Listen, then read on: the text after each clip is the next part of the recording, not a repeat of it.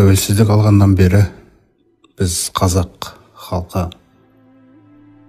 Аллах тағаланың қамқорлығына кіру деген нәрсеге мән бермегендіктен, өмірімізді Құранмен байламағандықтан, біздің аталарымыз қазақ хандығы кезінде өмірлерін Құранмен байлай тұра, біз Құранмен байланбағандықтан, әртүрлі ашылған жарқыраған түрлі мәдениеттерге еліктеп, тәуелсіздік деген нәрсені көңілдің еркіндігіне қарай істетіп, осындай бір жағдай болып жатқан кезде, әне кеше көрдіңіз жаңалықта жаңағы ресейліктің басымыздан қандай бір сөзді асырғысы келгенін. Олар әлі де біздерге қожайын болуды дәметіп отыр, және сол қожайындықтың әлі де үзілмегенін таныстырғысы келмекші да. Біз Аллах тағаланы өзімізге қожайын қылып бекітіп алмайынша, құрметті жамағат, ол әркім қожайын болғысы келе береді. Қашан Алланыкі боламыз, сол кезде мойындаламыз. Аллах тағала өзінің пайғамбарына саллаллаху алейхи уассалам үйреткендей: Аузу биллахи минаш шайтанир раджим. Васкур исма раббика ва табаттал илейхи табтила. Ей пайғамбар, Раббыңның есімін күндіз түні есіңе алда, оған толықтай беріл. Раббул машриқи вал мағриби ла илаха илля хуа фаттахизху вакила. Шығыс пен батыстың Раббысы, одан басқа құдай жоқ. Ендеше оны қамқор тұт. Шынымен де Аллах тағаласыз, құдайсыз тәуелсіз болу, құдайсыз мықты болу, құдайсыз күшті болу деген нәрсенің бәрі бос нәрсе. Азар болса, жаңағы тамимдықтардың ақындары сөйлегендей, өздерінің жырларында төкті ғой жана. Біз патшалар болғанбыз, біз небір қайырымдылықтарды жасаймыз деген әңгімелерінің барлығы. Алайда олардың күллісі Аллах тағаланың қасында. Айша анамыз бір күні пайғамбарымыздан сұраған кезде, осындай жақсылықтарды жасаған, әлеуметтік жағдайларда керемет жақсылықтарды жасаған адамға сол жақсылықтары пайда бере ма деген кезде, пайғамбарымыз саллаллаху алейхи вассалам пайда бермейді деген. Өйткені ол Алла тағаласына: «Е Алла, мені қиямет күні, сот күні күнәмді кешіре көрші» деп жалынып көрмеген адам дейді. Ойлаңыз, ақыретке кім барып келіп түзіп жүрген қазаққа Алланың жәрдемі қайтып келеді. Біз өзімізді қазақ хандығымен қанша байланыстырсақ та, бүгінгі біздің мен қазақпын деп сөйлеп жүрген сөзімізбен кезіндегі Қазыбек бидің біз қазақ деп сөйлеген сөзінің арасында, көк пен жердің арасында айырмашылық жатыр. Өйткені олар Алланың қазағы болған. Ол қазақ деген ұғымның астына қаншалаған рулар жиналған еді. Бұл хандық өзін Алланың панасына берген, Алланы қамқор тұтқан, Алла тағалаға қарай, Алланың разылығына қарай жол іздеген халық еді ол. Міне пайғамбарымыз саллаллаху алейхи уассалам Аллах тағаланың әмірімен құрып жатқан мемлекеті, ансарлардың, жаңағы мұхажирлердің, адалдарының жәрдемімен, Аллах тағала шариғат заңдарын түсірген кезде де оны мәжбүрлеп түсіре салған емес. Өйткені халықтың жүрегіне иман қонғаннан кейін сол иман өзі іздейді, Аллаға қайсысы ұнайды деп. Міне сол ізденістеріне, сұраныстарына қарай түскен шариғат. Сол секілді кешегі Керей мен Жәнібектен кейінгі қазақ ордасы Қасым ханның тұсында өзінің кемеліне жетіп күшейген кезі болды.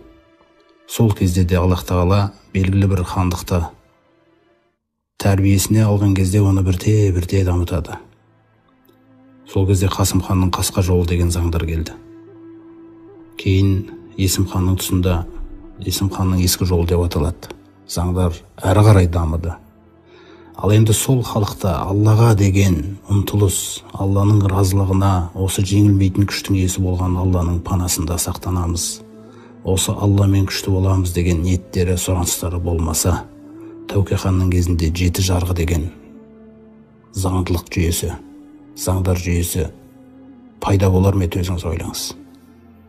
Билер кеңесі де осы Тәуке ханның кезінде өзінің кемеліне жеткен болатын. Қазақ хандығының құрамындағы рулардың барлығы осы берекелі билердің басқару жүйесімен әдемілік тапқан еді. Ұлы жүзге Төле би, орта жүзге Қазыбек би, кіші жүзге Әйтеке, сондай-ақ қырғыздарға Қарашораның ұлы Қоқым би, Қарақалпаққа Сасық би, Қатағанға Жайма деген билер тағайындалған. Жалпы алтауы осы тарихи көрсеткіштер бойынша беріледі тарих кітаптарында. Алтау ала болса ауыздағы кетеді дегендей. Бұлардың барлығының бірлігі мықты болған. Бұл билердің, Алла тағаланың сондай бір керемет ғасыры еді, қазақ хандығына, жалпы бізге де бүгінгі сыйлаған. Біз әлі оның қадірін білмей жатырмыз. Осындай билерді Алла тағала тәрбиелеп, осылар арқылы шариғат жүйелеріне сүйенген, Құран мен пайғамбарымыздың өмірінде орын алған күллі ережелерді зерттеп, біздің бақытымыз үшін 7 жарғы деген заңды қабылдаған болатын. Сырдария облысында, қателеспесем, Ангрен қаласына таяу Күлтөбе деген жерде Тәуке хан, бұл жердегі берекелі адамдар, осыларды Алланың адамдары деп айтып отқан себебім солда.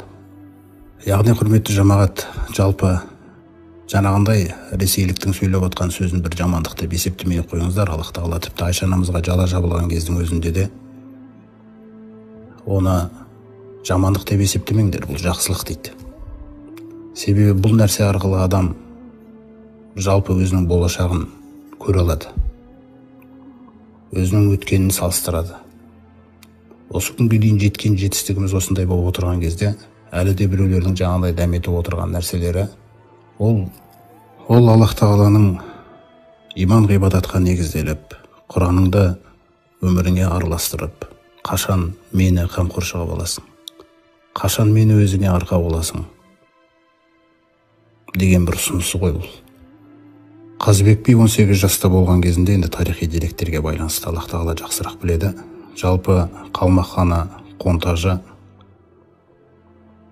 көптеген қазақтың ұлдары мен қыздарын тұтқынға алып, малдарын тонап алған уақытында, соның алдына қазақ хандығының атынан сөйлеуге барған елші өкілі еді.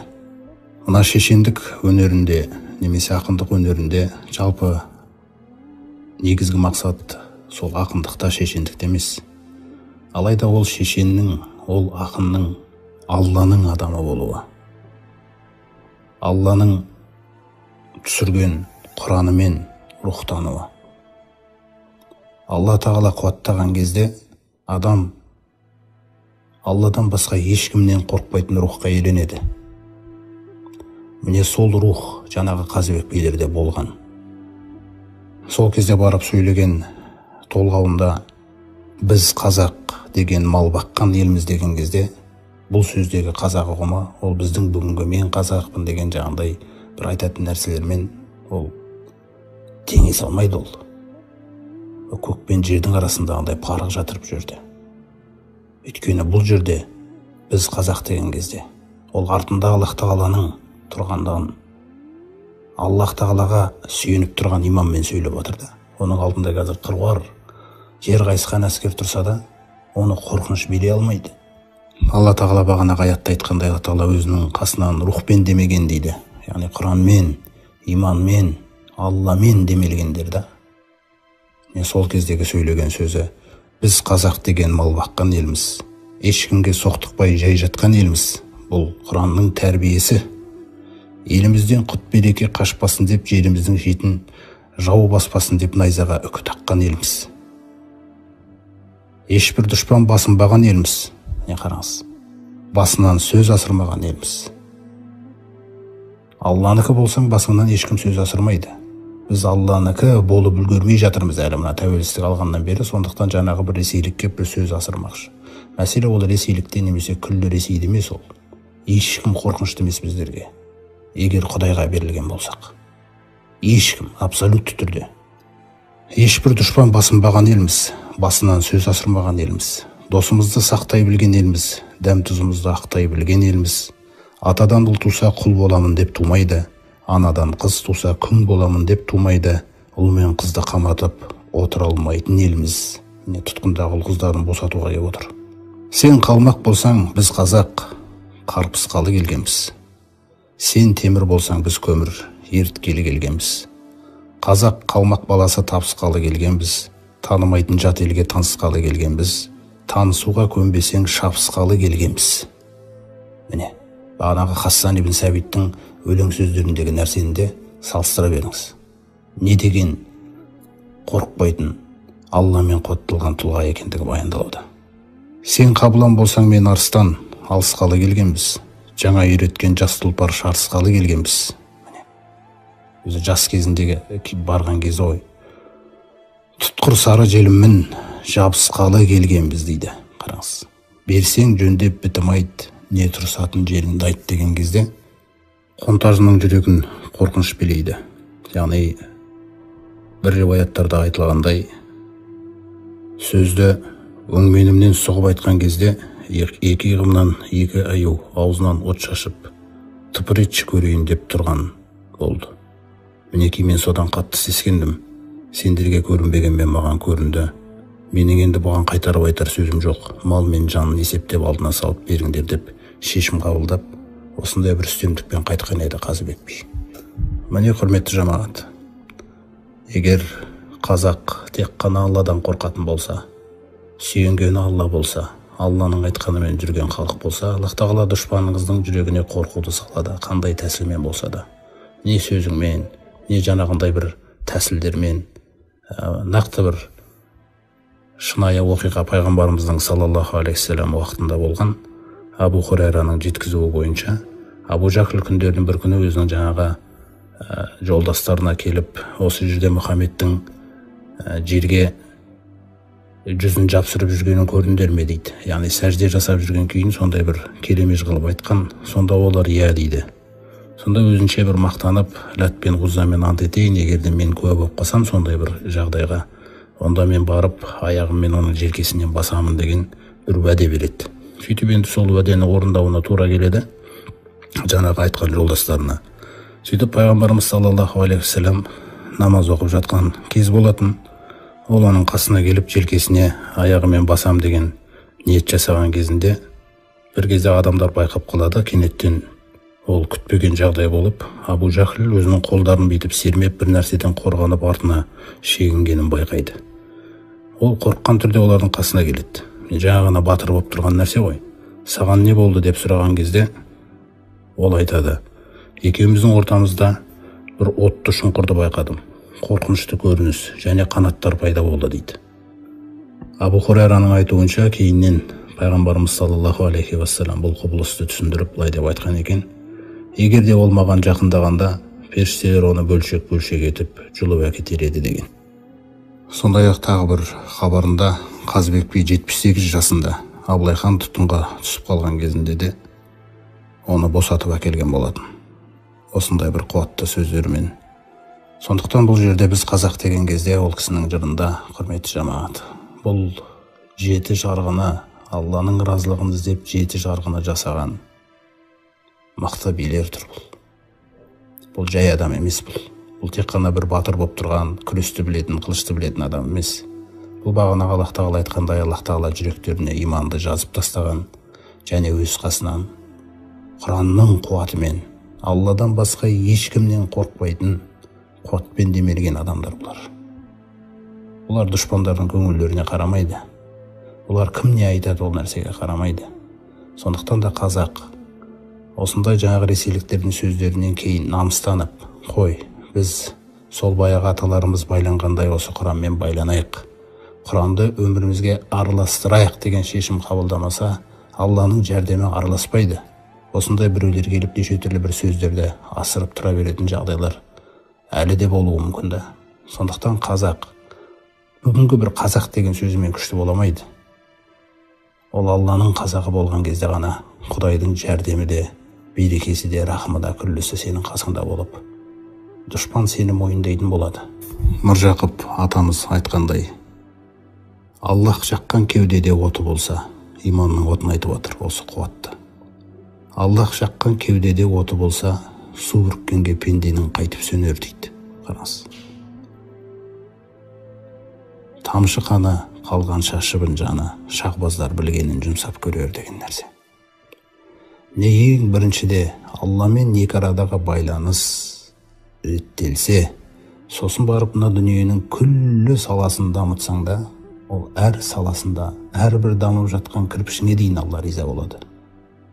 Ал егер де Алламен байланыс болмаса, қанша дүрілдесең де, қандай бір өркениеттерге жетсең де, қандай бір ғылымның басын ұстасаң да, бәрібір жаңағындай біреулер келіп өзінің дегенін дейді.